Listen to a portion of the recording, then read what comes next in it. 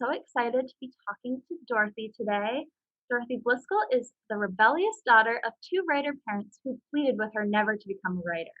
Her big break came from her adaptation of Clint Eastwood's The 1517 to Paris, which was released in 2018 and was the second screenplay that Dorothy had ever written. She was named one of Variety's 10 writers to watch. Dorothy received her BFA from Emerson College and studied television writing at UCLA. Hi, Dorothy. Hi, nice to Uh, meet you. Nice to meet you too.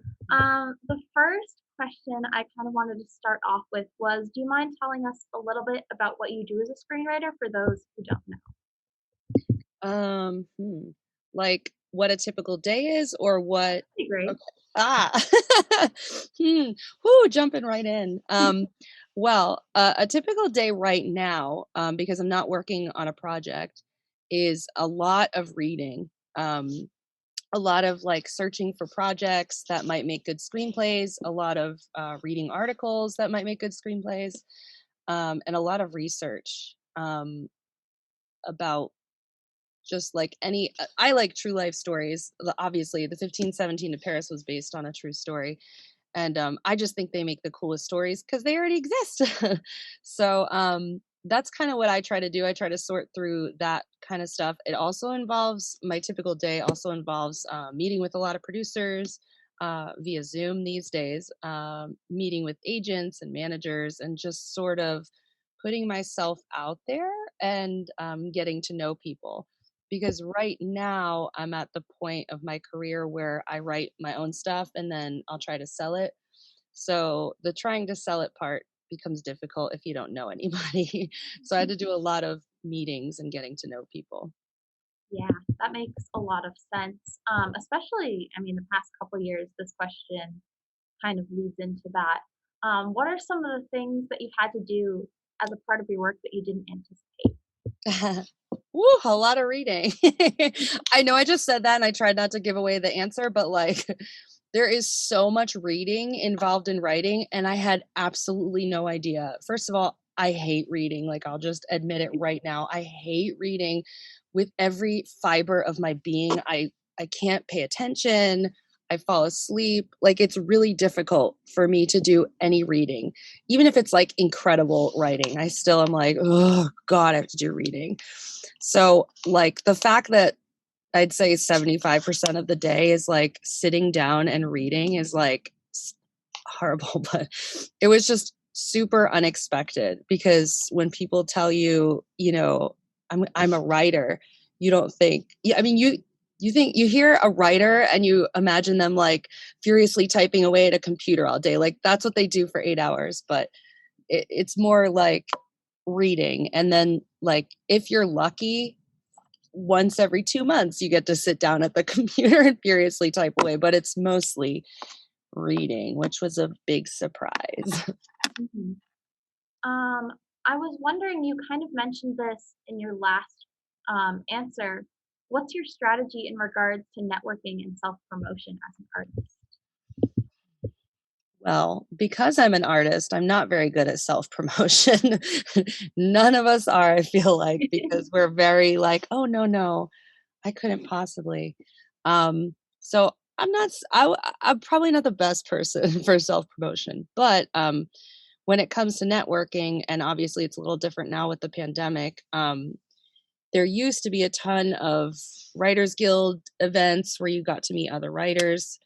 Um, when I first started my career, my agents would send me on something called generals, which is literally, I mean, it's like what it sounds like. It's a general meeting, and you just get to know each other. They read a script of yours and they say, "Oh, this is how you write. Okay, well, we'll keep you in mind for future projects." So that's basically the networking that I've done. I've done like the outside networking with other writers in the WGA, and I've done like the the obligation networking of like meeting producers and stuff like that. But it is unfortunate, like as a screenwriter, especially for features, which I wrote, like you really don't meet anybody because you're like in your house reading and writing, and that's kind of it. And then so you don't meet anyone. So especially during a pandemic, it's very hard to network as a screenwriter.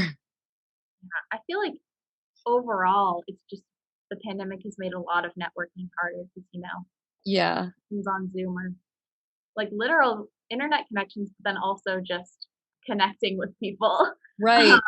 Yeah, and it's like in Hollywood, like networking, you're supposed to be like, "Oh, you're here? I didn't know. I guess I'll talk to you." And like you can't do that with Zoom because you it's like intentional. You have to like go on the link. So you can't be like all cool and like, "Oh, I just happened to be in this bar and you're here, let's talk." But now you need to be like, "Well, I'm obviously here to talk to you because you sent me the link." So you can't act cash at all. Mhm.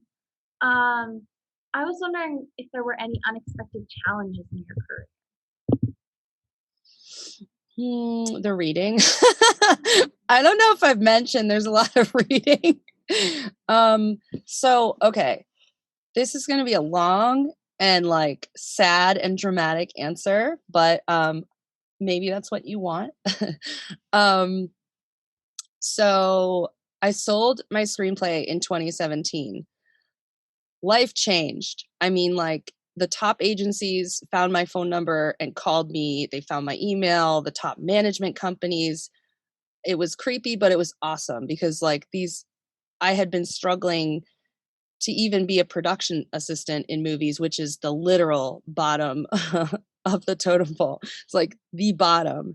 Um, and then all of a sudden, I shot out like a cannon. So it was awesome because I was like on top of the world in 2017, April 2017, not that I'm counting. But what happened was I spent like a couple months like interviewing agents and managers. I picked the agents and managers at the top agencies and management companies because I was like, well, they're the top, like they must be the best. And it kind of turns out that maybe they weren't because the agent really didn't tell me, which I've since learned, you should sell a script before your movie comes out. Because cool, this person sold a script to Clint Eastwood, but the movie hasn't come out yet. So people are like, she must be good. But then when the movie comes out and it's not that great, then everyone's like, well, she sucks and she's out of the business and no one wants her anymore. So that's why I really could have used an agent to like sort of explain to me, like, hey, I know you don't know the biz, but like you really need to sell a script before your next one comes out. So then you get at least another chance for people to see a movie that you wrote and then be like, okay, she is a good writer. That other movie was just a weird thing. So that was like 2017. The movie came out in 2018. And then that same year, the Writers Guild made us fire our agents. I don't know if you guys know that whole thing, but the Writers Guild is our union. It's the screenwriters union. Well, it's all writers union, but the screenwriters over here are like a large part of it. And for many, many, many years, I'll give you like the shortest version of this. For many years, the agencies were, I'll give you like a shorthand version of it.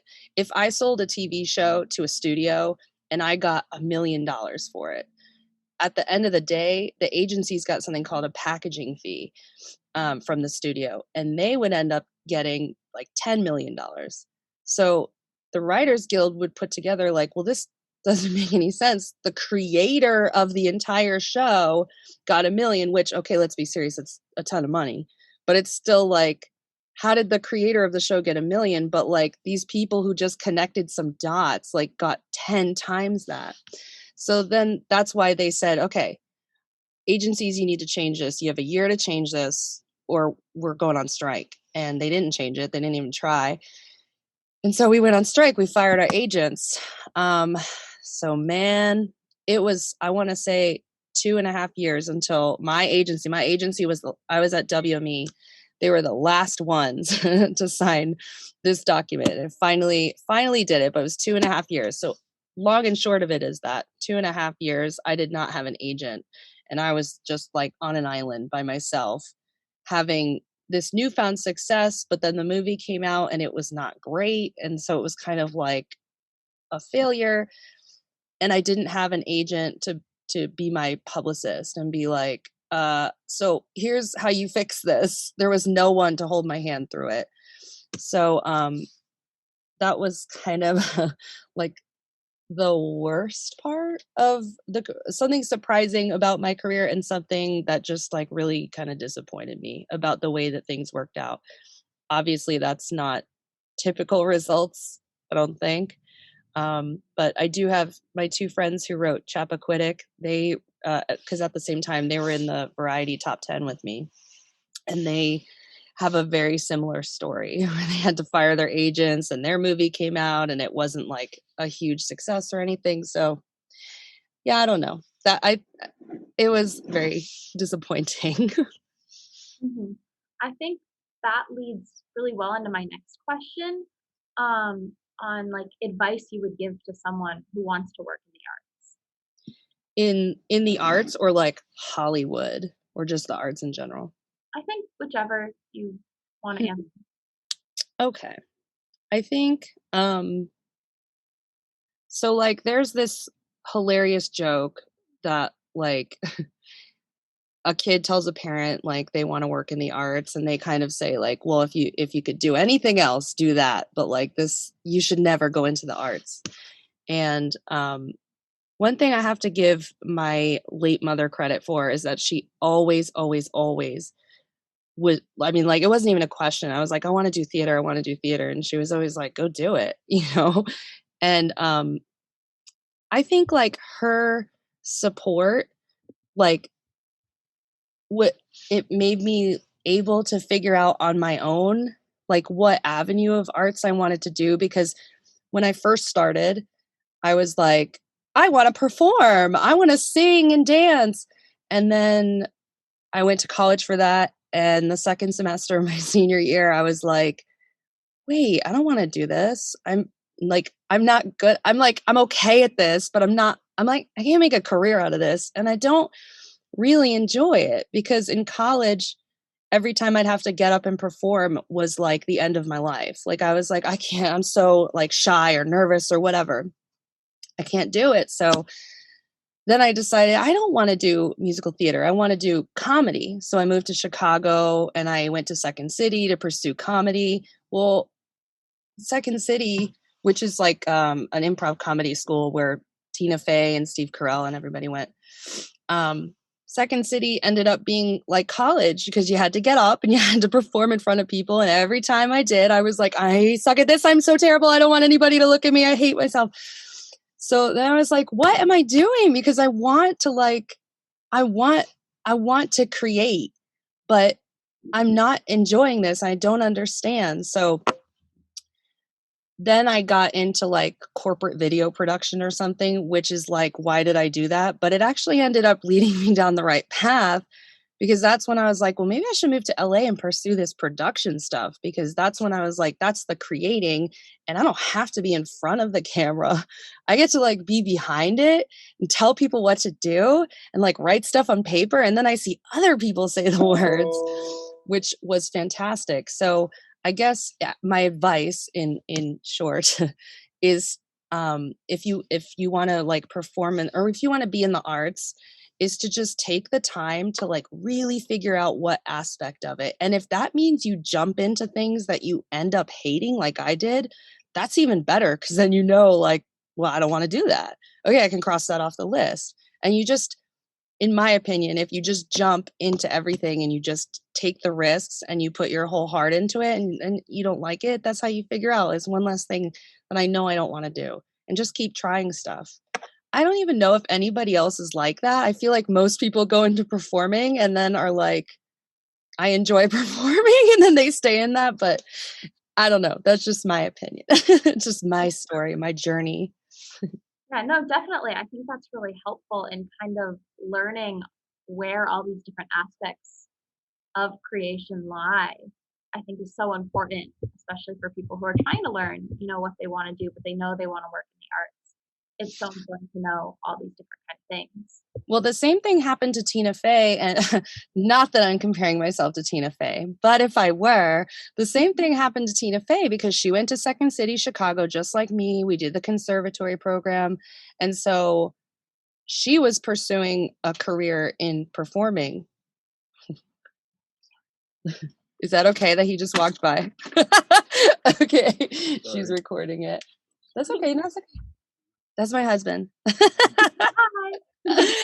No, it's okay. Okay, sorry. Okay. So Tina Fey was pursuing a career in performance, which I don't know if that's like common knowledge, but I was like obsessed with her. So I read her entire biography and like totally researched her. But so that's why she went to Second City to perform. And I just remember, okay, so in Second City, when you're in the conservatory program, I think it's 5 levels. Um, I lied my way into an audition. I was happy when I got in, but then once I got there, I was like, I've never done improv in my life. Like, what am I doing? I suck at this, even though that's what I say about everything. I did suck at it though. I was terrible. So after like you go through the first level, you go through the second level, and then after the second level, you have to audition to get back into the program. We all auditioned. Everyone else got back in. I did not get back in. Half of me was like, yay, I don't have to go back ever again. Like I can just stay in my living room and cry. And then the other half of me was like, wait, but this is how Tina Fey got where she is. And like, and now, like, what am I going to do?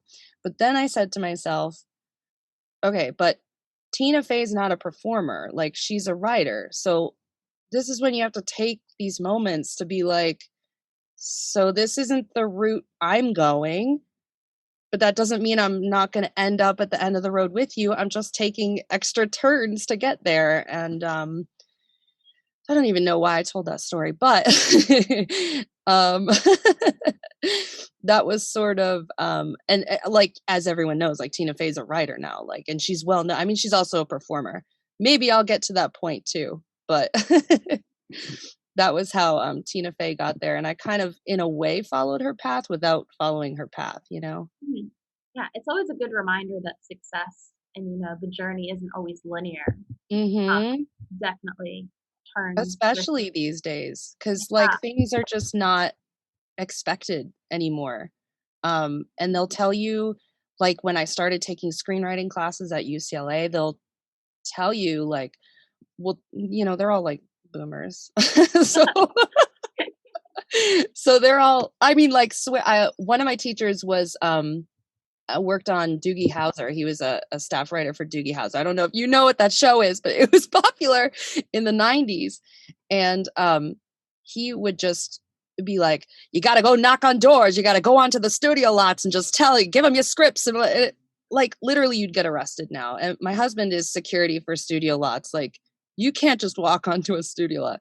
But that was the story they were telling. So yeah, things have changed. Like even the advice you'll get now, sometimes you can't even follow it because it's like, yeah, that was awesome that you could just walk on a studio lot back then. It doesn't work like that now. Now you need to elbow your way into just being a production assistant, you know? Mhm. Yeah. Um, I was wondering, this is a little different from what we were talking about, but what your experience has been like living in LA, and if you have any advice on that end of just being in that city and what it's kind of been like.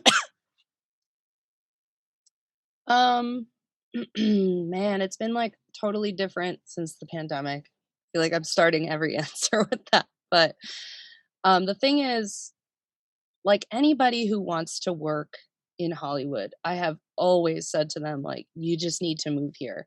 And it's like, it's hard to explain, but it's like, you got to meet people. You got to just see them and talk to them, get to know them. And it takes years and years and years, but it's like, if you're living in like Ohio and you want to be a screenwriter, it's very no shade, but it's just very, very difficult to get to know, like, you can write all the scripts in Ohio that you want, but who's going to read them unless you actually are physically here to like meet people?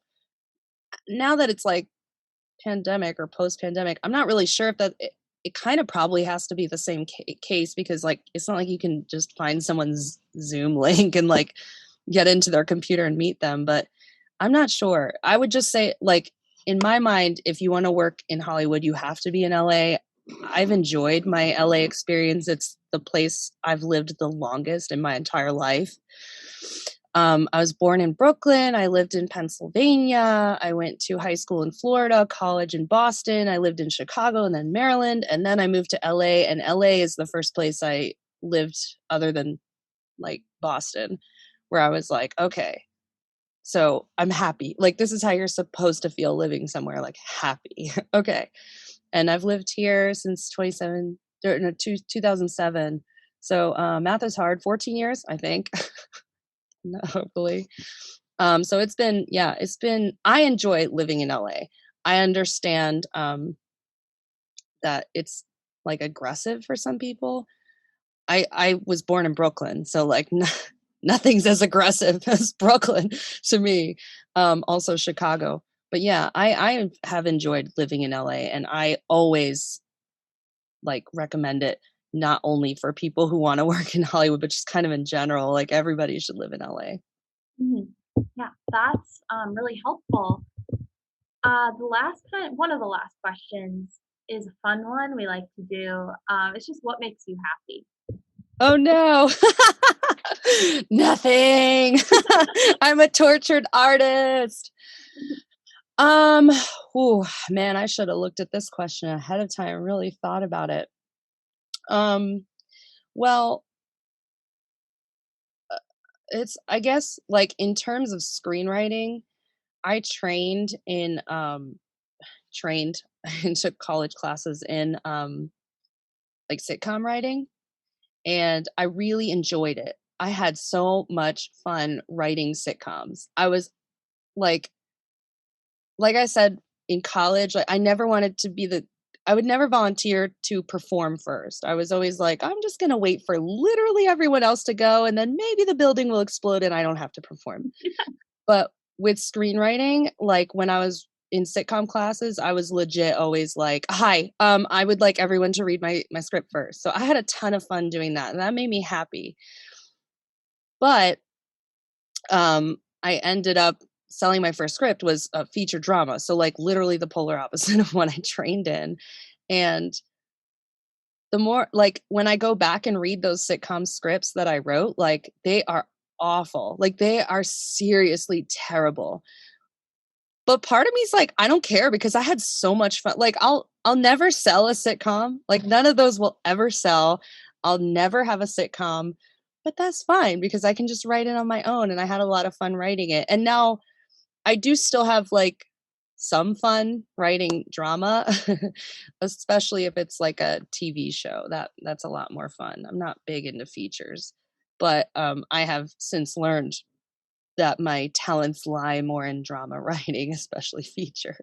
Yeah, I think it's almost like a form of self-care just to do things because 'cause they're fun. Yeah, Like, you definitely have to.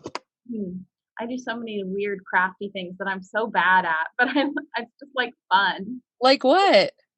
I mean, I'm learning how to, like, crochet, I like to color and paint and stuff. I'm a terrible painter.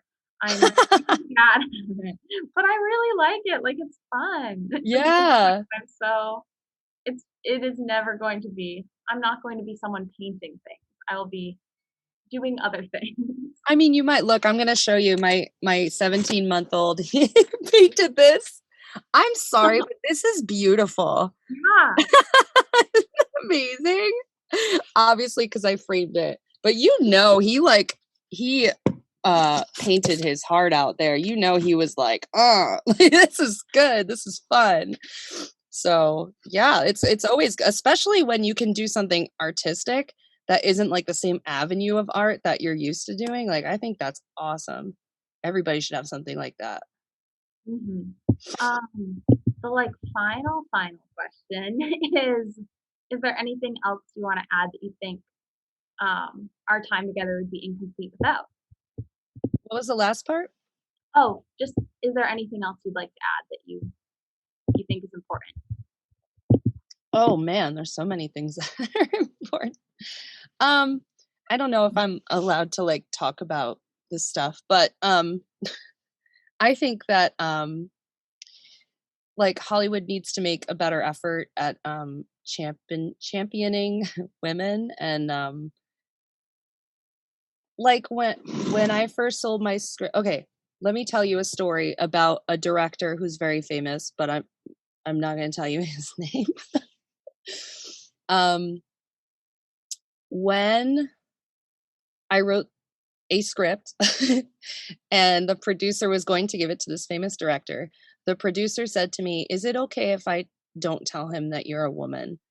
Because on any script, the title, and then written by, and then, my name is pretty feminine, I think, by most standards. So she was like, "Is it okay if I don't tell him that you're a woman?" And this director is pretty famous for being like, I guess you'd say conservative. And that's why she didn't want to tell him I was a woman. At the time, I was like, I still don't know if this is the right choice. But at the time, I was like, yeah, I mean, like, don't tell him. Like, let him think I'm a man. Like, that's awesome. Like, if he reads this and he's like, yeah, like, man power, like, this is such a manly script, like, all the better, because I tricked him, which I guess is kind of what happened. Um, and like I said, I still don't know if that's the right choice. Like, maybe I should have been like, no, tell him I'm a woman. Like, let him know a woman wrote this. And then who knows, like, maybe then he wouldn't have bought it. Like, maybe it never would have happened. You know what I mean? So the fact that it was like 2017 and like this had to be a discussion is like incredibly depressing. I think we're doing a good job, like, well, good job in Hollywood to try to give people of color more opportunities, but obviously we could always do better. But that's sort of like the the first in line with everybody, which it seems. So like, um, for example, I've been wanting to do this Emmett Till movie forever. And I had my managers going around to people and telling her she wants to do the story of Emmett Till. And it turned out Spielberg's company is making, I think, a limited series about Emmett Till. So my manager sent them a script of mine. They wrote back, "Oh my God, this script is incredible. Like, let's have her come in. We want to meet with her. By the way, is she black?" And my managers wrote, "Unfortunately, she's white." And so they wrote back, um, like, "Well, we're going to look for another writer of color that we're just as excited about." And I was bummed. But like literally, this is like my Second City story. Like 5 seconds later, I was like, but yeah, that makes sense. Like, why would I tell a story about a little black child? Like, why is that my story to tell? As much as like I had spent like a year being like, I'm very passionate about this story. The story needs to be told, because that was my point. The story needed to be told. It doesn't need to be told by me as much as I want to tell the story. It doesn't need to be told by me. It just needs to be told. So the fact that it's with Spielberg, I think I'll let that go. And like, and it made sense. Like, it wasn't my story to tell. And I was glad that they wrote that back. Um, there is not the same like push for women. So I think, like, first of all, why is Wonder Woman written by three men? Why? Why is it even written by one man? It's literally called Wonder Woman. Like, why is it written by three men? Um, and then I think Bombshell, that movie, I think that was written by a man. Like, oh, thanks, men, for telling our story about how men take advantage of us. It doesn't make any sense to me. So there needs to be a little more push for that. But honestly, like, if it's between the two, like, yes, please put like people of color first. Like, they need it. But like, let's not forget women. That's all I want to say. So yeah, I don't know if I'm allowed to talk about that, but those are my thoughts. Yeah, definitely. I think that's really important to bring up, and it's always a conversation that needs to be continuing throughout all aspects of performance and all aspects of creation. So Hmm. thank you for bringing that up. Hmm. Thank you for allowing me. So I've really enjoyed getting to talk to you. That was my final question. So thank you so much, Of for course. answering my Thank you. questions. Thank you for having me. Yay. Awesome. Cool.